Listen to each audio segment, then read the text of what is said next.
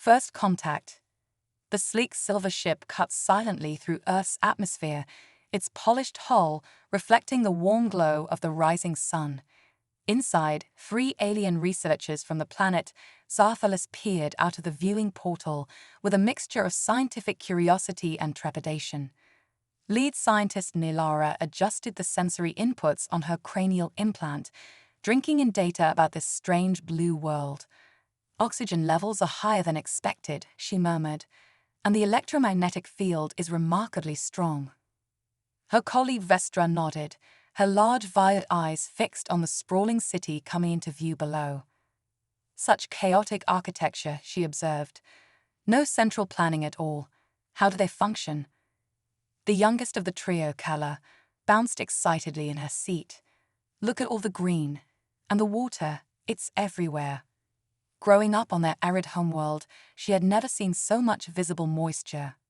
Nilara's slender fingers danced over the ship's controls as she guided them towards their designated landing zone, a secluded area on the outskirts of a place the humans called Vancouver.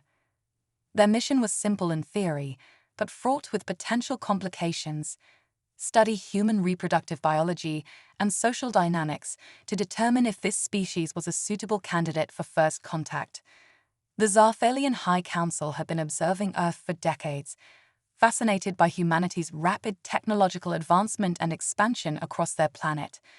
But before officially revealing themselves, they needed to understand if humans were capable of the emotional control and social stability required for interstellar relations. And so this research team had been dispatched, genetically altered to pass as human and equipped with the latest in cloaking and data-gathering technology. Their primary task was to investigate human mating habits, social bonds, and child-rearing practices. As the ship settled gently onto a grassy field, Nilara turned to her team. "Remember, we are here to observe and collect data only. Minimal interaction with the subjects. We cannot risk contaminating the study or revealing ourselves prematurely." Vestra nodded solemnly, but Kala barely contained her excitement. "This is going to be amazing," she exclaimed. "Real live humans." Nilara sighed. Kala's enthusiasm was precisely why the young scientist had been chosen for this mission. Her open mind and genuine curiosity would be valuable, but it also made her unpredictable. "Just remember the protocols," Nilara said firmly. "We have a job to do." The team disembarked, their ship's cloaking technology rendering it invisible to human eyes and senses. They were dressed in simple Earth clothing, jeans, t-shirts, and light jackets that felt strange against their sensitive skin. Their first task was to set up their base of operations, a small house on the edge of the city that would serve as both living quarters and research center. As they walked towards the waiting vehicle, Kala marveled at the feeling of grass beneath her feet and the scent of pine trees carried on the breeze. "Focus," Vestra chided gently. "We can explore later. Right now, we need to get settled and begin our preliminary scans." The drive into the city was a sensory overload for the alien researchers. The variety of human vehicles, the towering buildings, the sheer number of people going about their daily lives. It was overwhelming and exhilarating. Nilara's mind whirled with questions. How did humans coordinate all of this activity without strict governmental control? Where were all these people going? And most pressingly for their mission, how did humans manage reproduction and child-rearing amidst such apparent chaos? On Zarthalis, reproduction was a carefully controlled affair. Mating pairs were selected based on genetic compatibility, and breeding only occurred during specific planetary alignments. Children were raised communally, with emotional attachments discouraged to maintain social harmony. But everything they had observed about Earth so far suggested humans approached things very differently. It both fascinated and unnerved Nilara. As they pulled up to their new temporary home, a modest 2-story house with a small yard, Nilara steeled herself for the task ahead. "All right, team, let's get set up. Vestra, start calibrating the long-range scanners. Kala, unpack the biological sampling equipment. I'll get our communication array linked to the ship." The next few hours passed in a flurry of activity as the team transformed the ordinary-looking house into a high-tech research base. Sensor arrays were carefully hidden in the walls and roof, able to gather a wealth of data on the surrounding neighborhood.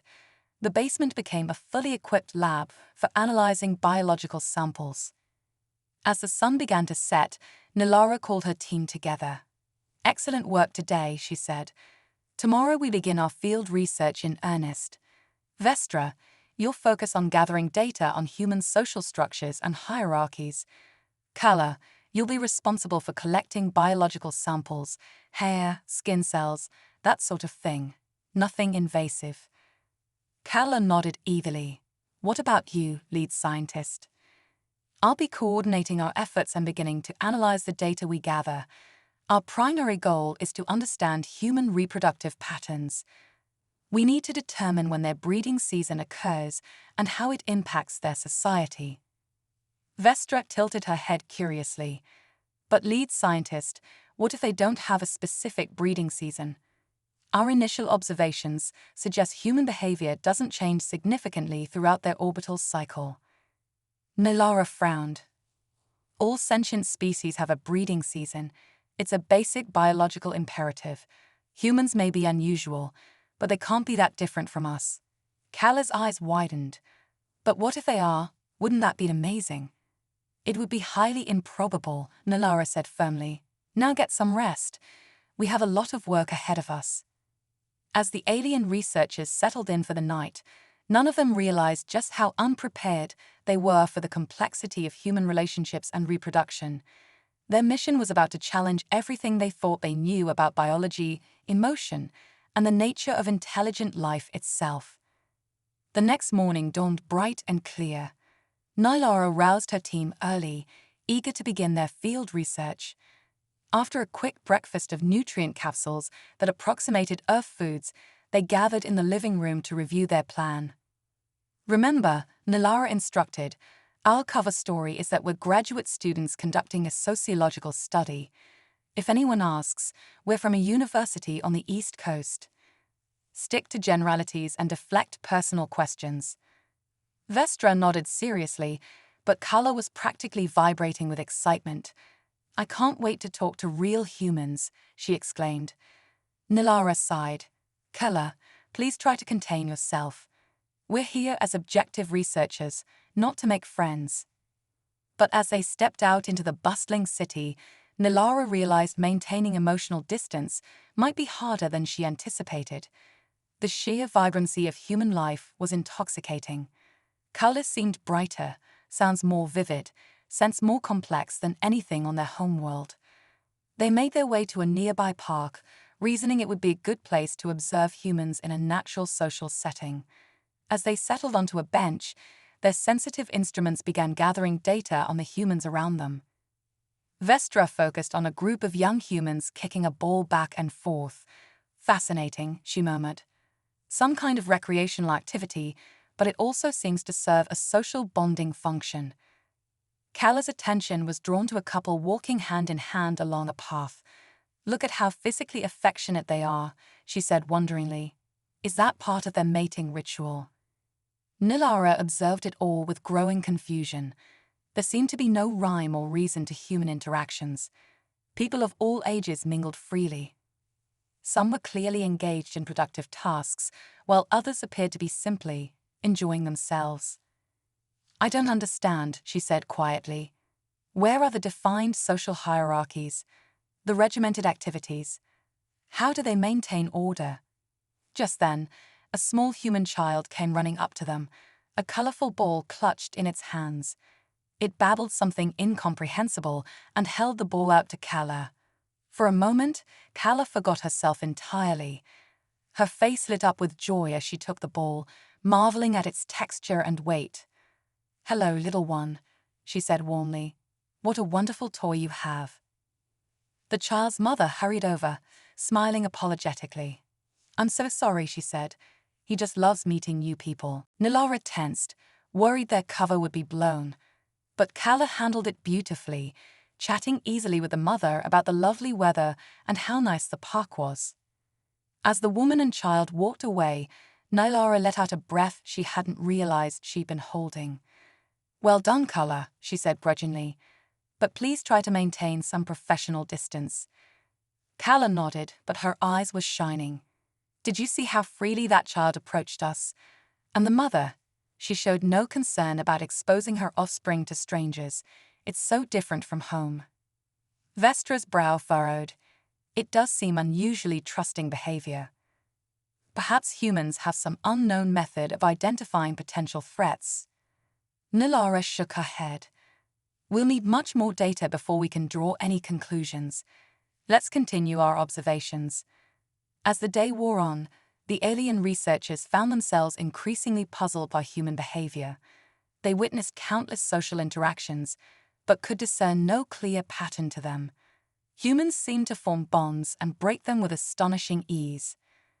Most perplexing of all was the apparent lack of any sign of a breeding season. Humans of reproductive age mingled freely at all times, showing no clear biological drive towards mating.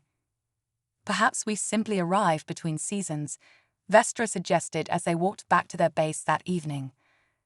But Nylara wasn't convinced. "We'll need to expand our research," she said decisively. "Tomorrow we'll split up. Vestra, you'll visit the local medical center. See what you can learn about human reproductive health practices. Kala, you'll investigate their educational institutions, find out how they teach young humans about mating and child rearing." "What about you, lead scientist?" Kala asked. Nylara's expression was determined. "I'm going to find a human willing to answer some direct questions about their reproductive habits. We need first-hand data." As they prepared for sleep that night, each of the alien researchers felt a mix of anticipation and trepidation about what the next day might bring. They had come to Earth seeking answers, but so far had only found more questions. Little did they know, their quest for understanding was about to lead them into experiences that would challenge everything they thought they knew about life, love, and what it means to be human.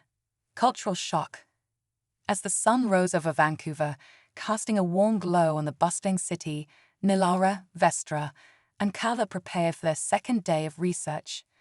The alien trio had no idea that their mission was about to take an unexpected turn, one that would challenge their understanding of not just human reproduction, but the very nature of sentient life itself. Nylara adjusted her human disguise, still marveling at the complexity of Earth fashion. "Remember," she cautioned her team, "our goal today is to gather specific data on human reproductive practices. Stay focused and maintain your cover." Vestra nodded sullenly, her violet eyes hidden behind brown contact lenses. "I'll do my best to blend in at the medical center, lead scientist." Kala bounced on her toes, barely containing her excitement. "And I'll learn all about how they teach reproduction in schools." As they parted ways, none of them could have predicted the shocking revelations that awaited them. Vestra's dilemma, the medical mystery. Vestra approached the sleek, modern building of Vancouver General Hospital with trepidation. Her cranial implant was working overtime to process the overwhelming sensory input, the sharp scent of disinfectant, the cacophony of human voices and machine beeps, the constant movement of bodies in a complex dance of purpose. She made her way to the obstetrics department, her cover story prepared. "Hello," she said to the receptionist, proud of how natural her human speech patterns had become. "I'm a graduate student researching human reproductive health practices. Could I possibly speak with a doctor or nurse about their work?" To Vestra's surprise, the receptionist smiled warmly. "Of course. We love supporting student research. Let me see if Dr. Pertl is available." Minutes later, Vestra found herself face-to-face with Dr. Anita Patel, a brilliant obstetrician with kind eyes and a ready laugh. As they began to talk, Vestra's carefully prepared questions flew out of her mind, replaced by genuine curiosity. "So, humans can reproduce at any time?" Vestra asked, unable to keep the astonishment from her voice. Dr. Patel chuckled. "Well, there are certain times of the month when a woman is more fertile, but yes, humans can engage in reproductive activities year-round." Vestra's mind reeled. No breeding season. No cosmic alignment necessary. But how do you control population growth? She blurted out. Dr. Patel's expression turned serious. That's a complex issue involving education, access to healthcare, and personal choice. We believe in giving people the information and resources they need to make their own decisions about reproduction. As their conversation continued, Vestra found herself struggling to maintain her scientific detachment. The idea of reproductive freedom was so alien, so radical, and yet strangely appealing. Kala's awakening. Lessons in love. Meanwhile, Kala had managed to secure a spot observing a high school sex education class. She sat at the back of the room, her eyes wide as the teacher, Ms. Rodriguez, frankly discussed topics that would be taboo on Zarthalis. Remember, Ms. Rodriguez was saying, sex isn't just about reproduction. It's about connection, pleasure, and sometimes love. Kala's hand shot up before she could stop herself. But what about genetic compatibility, population control, cosmic alignments? The class fell silent, all eyes turning to Kala. Ms. Rodriguez blinked in surprise, then smiled. Those are some unique perspectives. In humans, reproduction isn't governed by cosmic forces or strictly controlled by authorities. It's a personal choice, often driven by emotional bonds. As the class continued, Kala found herself captivated. The humans spoke of love, desire, and relationships with an openness that both shocked and thrilled her. By the time the bell rang, Kala's worldview had been irrevocably shaken. Nilara's revelation, the human connection. Nilara had decided to take a direct approach, setting up a small booth in a local park with a sign reading Reproductive Health Survey, participants needed. To her surprise, humans were remarkably willing to discuss intimate details of their lives with a stranger. As the day wore on, Nilara found herself overwhelmed by the diversity of human experiences. One young woman spoke of her decision to remain childless, focusing on her career instead. An older man tearfully shared his joy at becoming a father late in life. A same-sex couple excitedly discussed their plans to adopt. But it was her conversation with Sarah, a pregnant woman in her early 30s, that truly shook Nilara's foundations. How did you decide it was time to reproduce? Nilara asked, trying to keep her tone neutral. Sarah laughed, rubbing her swollen belly. We didn't really decide in a logical sense. My husband and I just felt ready. We love each other, and we wanted to share that love with a child. Nilara frowned. Love. But how is that relevant to reproduction? Sarah's eyes softened. Oh, honey, love has everything to do with it. Sure, you can have a baby without love, but for many of us, it's the whole point. Creating a new life with someone you love deeply, it's magical. As Sarah continued to speak, Nilara felt something shift inside her. The human's words touched something deep and primal, awakening feelings she had long suppressed in the name of scientific objectivity. A paradigm shift. That evening, as the three alien researchers regrouped at their base, the atmosphere was electric with unspoken revelations. Vestra spoke first, her voice uncharacteristically emotional. Humans don't have a breeding season. They can choose when to reproduce, or if they want to at all. Kala nodded eagerly. And they teach their young about all aspects of reproduction and relationships, not just the biological facts. They talk about love and pleasure and feelings. Nilara remained silent, her mind racing. Everything they had learned challenged the very foundations of Zarthalian society. The freedom, the emotional connections, the sheer joy humans seemed to take in their reproductive capabilities. Lead scientist, Vestra prompted gently. What are your thoughts? Nilara looked up, her eyes shining with a mix of confusion and wonder. I think, she said slowly, that we may have gravely underestimated the complexity of human relationships.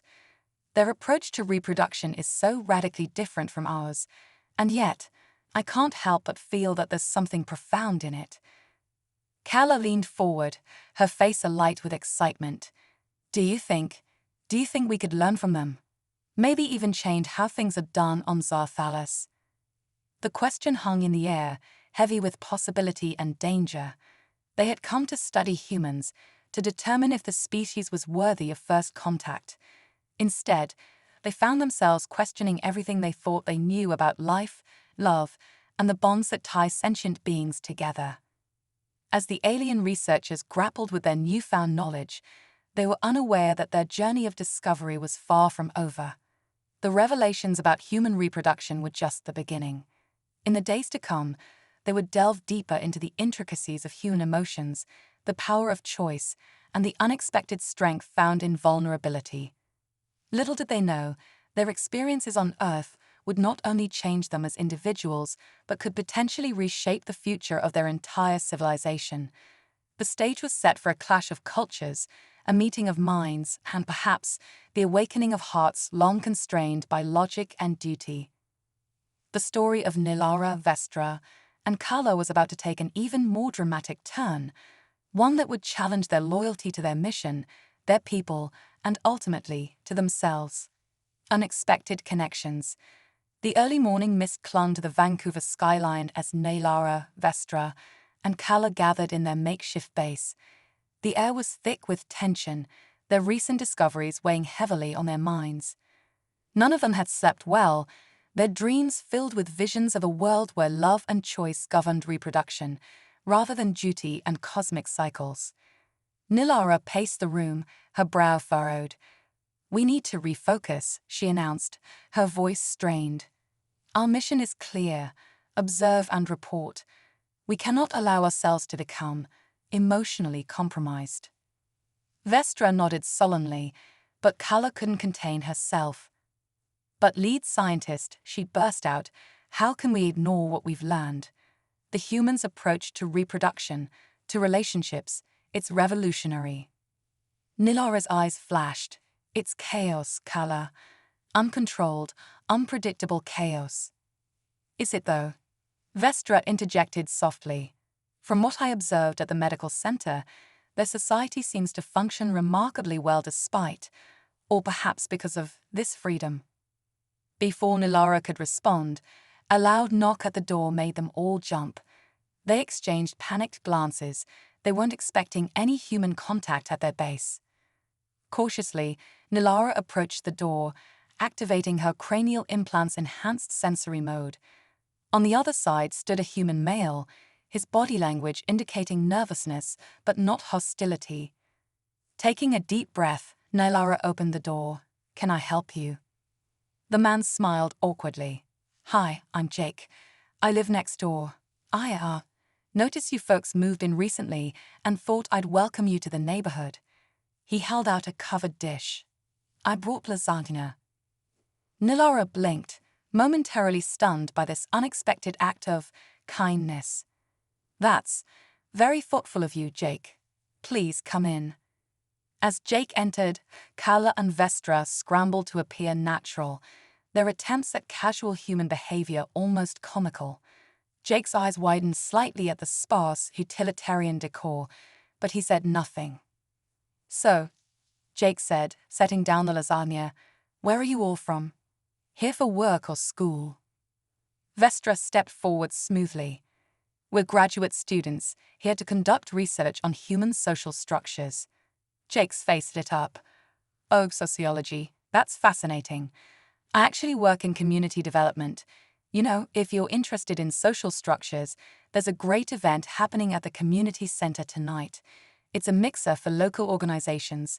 Could be a gold mine for your research." The three aliens exchanged glances. This could be an unprecedented opportunity to observe human social interactions up close. But it was also risky.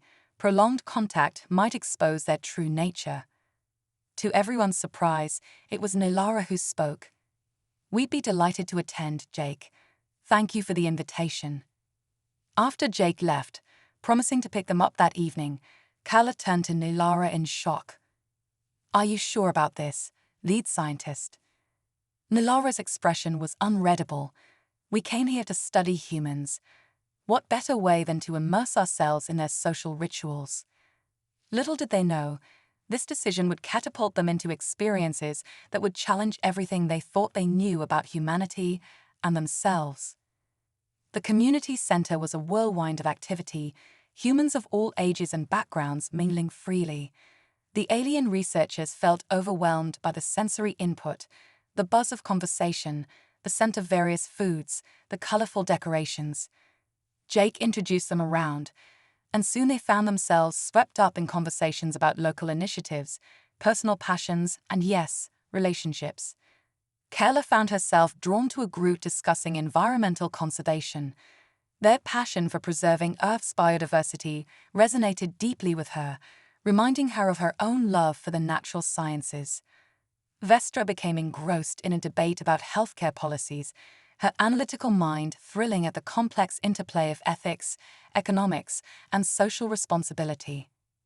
And Lara, to her own surprise, found herself in a long conversation with a human named Sophia about the challenges of leadership and decision-making in uncertain times. As the night wore on, something unprecedented began to happen. The aliens found themselves not just observing, but participating, laughing at jokes, sharing opinions, even, in Kala's case, joining in a spontaneous dance when a popular song came on. It was during a quiet moment, watching Kala twirl joyfully with a group of humans, that Nelara felt something shift inside her. A warmth in her chest, a lightness she had never experienced before. With a jolt, she realized what it was: happiness. Pure, uncomplicated happiness. The revelation shook her to her core. This wasn't just about reproduction anymore. It was about connection, community, the sheer vibrancy of human life.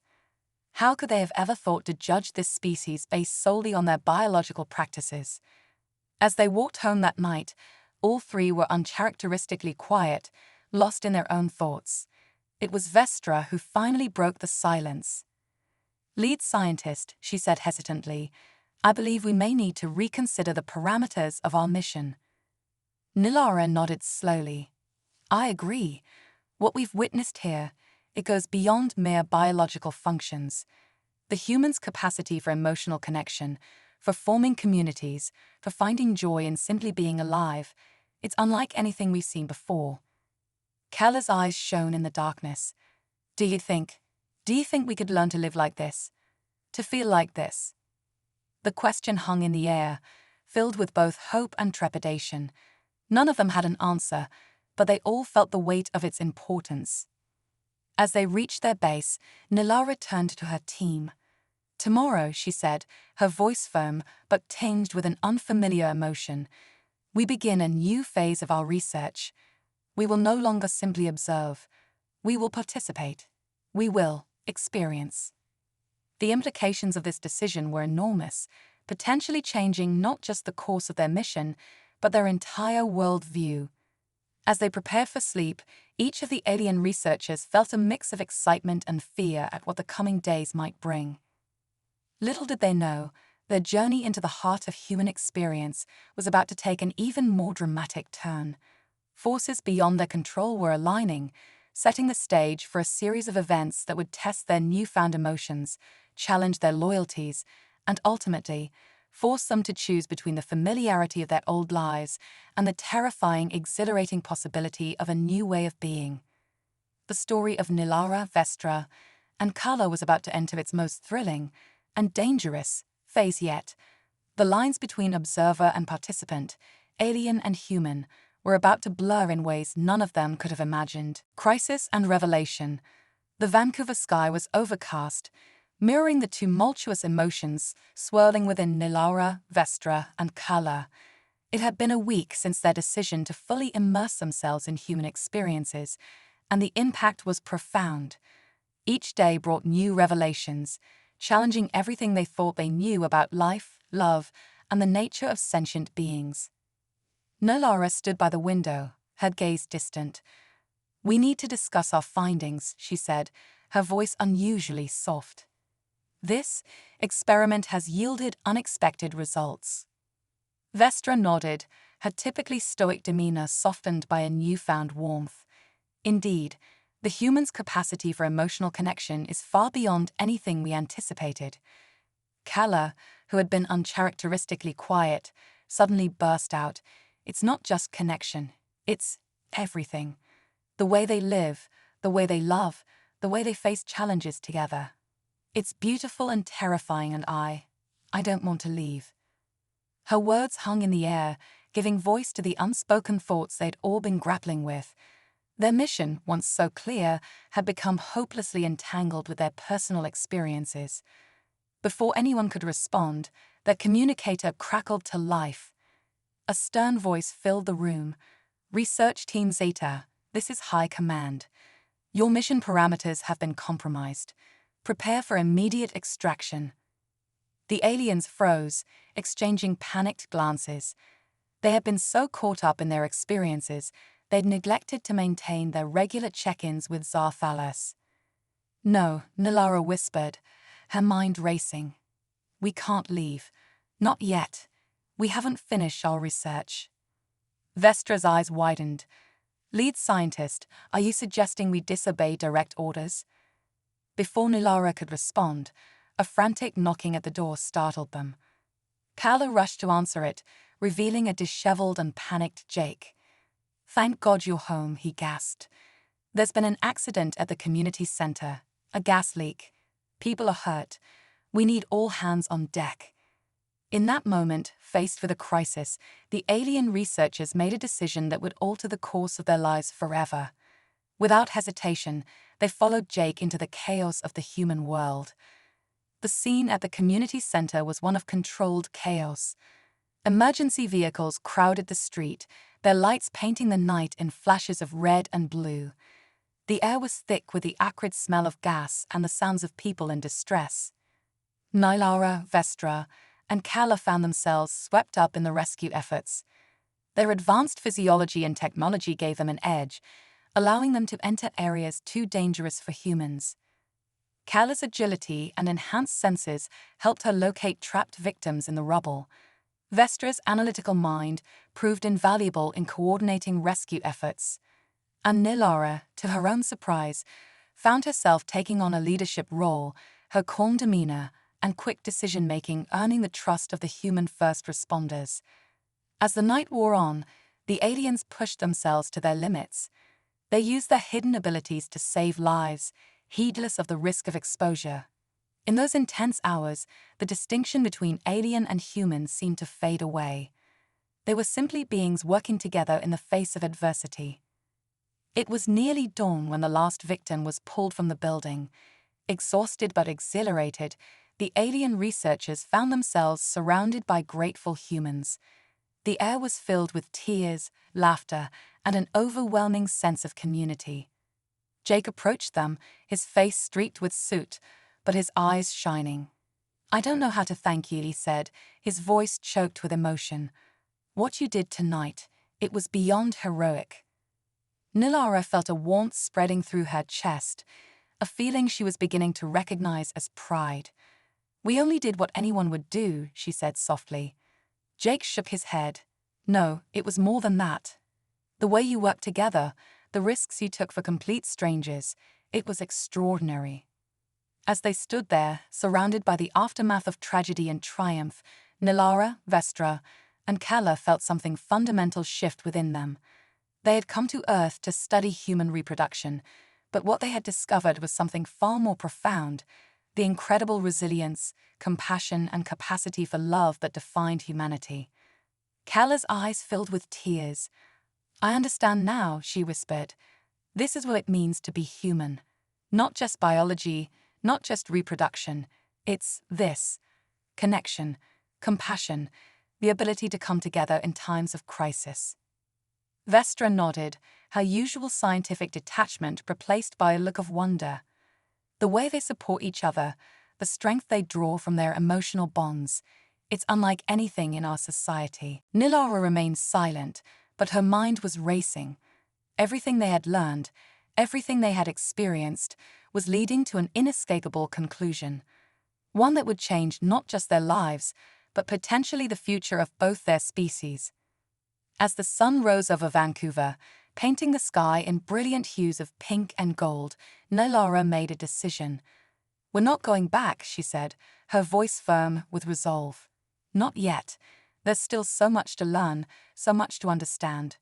Vestra and Kala exchanged glances, then nodded in agreement.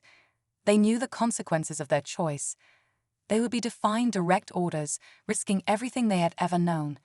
But in that moment, standing amidst the humans they had come to admire and care for, it felt like the only possible choice. Little did they know, their decision would set in motion a chain of events that would not only transform their own lives, but potentially reshape the relationship between Earth and Zarthalast forever. As they walked away from the community center, exhausted but filled with a new sense of purpose, they were stepping into uncharted territory, a future where the lines between alien and human, observer and participant, would blur in ways they could never have imagined. The story of Nilara, Vestra, and Kala was about to enter its most dramatic and transformative phase. They had come to Earth to study human reproduction, but they were about to become part of a much larger story, one of cross-cultural understanding, the power of emotional connections, and the universal truths that bind all sentient beings, regardless of their planet of origin. As they returned to their base, each lost in thought about the night's events, none of them noticed the faint shimmer in the sky, a sign that their actions had not gone unnoticed by those watching from afar. The stage was set for a confrontation that would test their newfound beliefs, challenge their loyalties, and potentially change the course of two worlds. Transformation. The sun rose over Vancouver, its warm rays seeming to chase away the last vestiges of the previous night's chaos. But for Nilara, Vestra, and Kala, the new day brought with it a storm of conflicting emotions and unprecedented challenges. As they sat around the kitchen table of their temporary home, the gravity of their decision to defy high command weighed heavily upon them. The communicator sat silent in the center, a stark reminder of the choice they had made. Nilara's voice broke the tense silence. "We need to discuss our next steps. We've chosen to continue our mission, but we must be strategic." Vestra nodded, her analytical mind already racing. "Agreed. We've learned so much about human emotion and social structures, but there's still the matter of their reproductive practices to consider." Kala, who had been uncharacteristically quiet, suddenly spoke up. "Is that really what matters most now? After everything we've seen, everything we've experienced?" Before anyone could respond, a blinding light filled the room. As it faded, the aliens found themselves face to face with a holographic projection of the Zarthalian High Council. "Research Team Zeta," the lead counselor's voice boomed, "you have directly disobeyed orders. Explain yourselves." Nilara stepped forward, her chin held high. "Omit Council, we humbly request an extension of our mission. What we've discovered about humans goes far beyond their reproductive practices. Their capacity for emotion, their resilience in the face of adversity, their ability to form deep connections, it's unlike anything we've ever encountered." The counselors exchanged glances, their expressions unreadable. "You speak of emotions as if they are a strength, not a weakness," one said, her tone skeptical. Vestra joined Nilara, her voice steady. "With all due respect, Counselor, we've come to believe that emotions are the source of humanity's greatest strengths. Their ability to love, to empathize, to support one another, it drives their scientific advancements, their art, their very will to survive and thrive." Kala, emboldened by her teammates, added, "And their approach to reproduction. It's not chaotic as we first thought. It's deeply intertwined with their emotional connections. They create families out of love, not duty. They raise children with a focus on emotional well-being, not just physical and intellectual development." The council members murmured among themselves, clearly taken aback by the passion in the researchers' voices. Suddenly, a new voice joined the conversation. "If I may, Honored Council." Jake stepped into view, his presence shocking everyone. "Jake," Nilara gasped. "How did you?" He smiled softly. "I've known what you were from the beginning. I'm part of a secret government task force monitoring for extraterrestrial activity, but I've come to know you, to see you as friends, as fellow beings worthy of trust and respect. Turning to the council, Jake continued, "Your researchers speak the truth. Humanity's greatest strength lies in our emotions, our connections. Yes, it sometimes leads to conflict, to pain, but it also drives us to incredible feats of courage, compassion, and innovation." The lead counselor's holographic form seemed to flicker for a moment, as if uncertain. "You knew of their true nature, yet you did not report them. Why?" Jake's voice was firm, filled with conviction. "Because I believed that through understanding each other, we could build a bridge between our worlds, a chance for both our species to grow, to learn from one another." A tense silence fell over the room. The fate of not just the research team, but potentially the future relationship between Earth and Xar hung in the balance. Finally, the lead counselor spoke. "Research Team Zeta, your passion is unexpected. Perhaps there is more to these humans than we initially believed. We will extend your mission, but with a new directive. You are to work alongside this human, Jake, to prepare both our worlds for the possibility of open contact." The hologram flickered out, leaving the room in stunned silence. Nilara turned to Jake, her eyes wide with a mixture of shock and admiration. "You knew all along. Why didn't you say anything?" Jake's smile was warm, tinged with a hint of mischief. "I wanted you to experience humanity for yourselves, without the pressure of official first contact, and I have to say, you've exceeded all my expectations." Kala laughed, the sound full of joy and relief. "So what happens now?" "Now," Jake said, his eyes twinkling with excitement, "we embark on the greatest adventure either of our worlds has ever known. We're going to bridge the gap between Earth and Xar, and in doing so, we might just revolutionize both our societies." As the gravity of this new mission settled over them, Nilara, Vestra, and Kala felt a surge of emotions they were only beginning to understand.